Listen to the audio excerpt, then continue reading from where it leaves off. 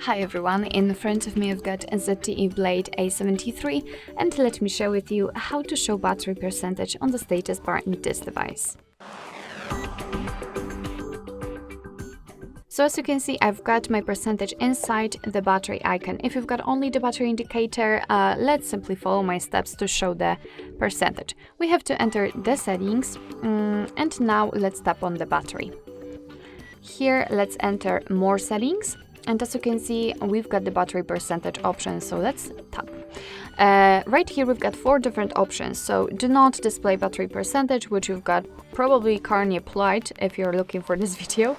Display inside the battery icon, which is currently applied in my case. Display outside the battery, so as you can see it will be on the left and it is much more visible than the inside the battery icon. And also do not display battery icon, so we do not have actually anything. So we do not have we have neither the battery nor the percentage, so it's up to you whether you prefer this option or not. So just tap on the option and apply it to the status bar.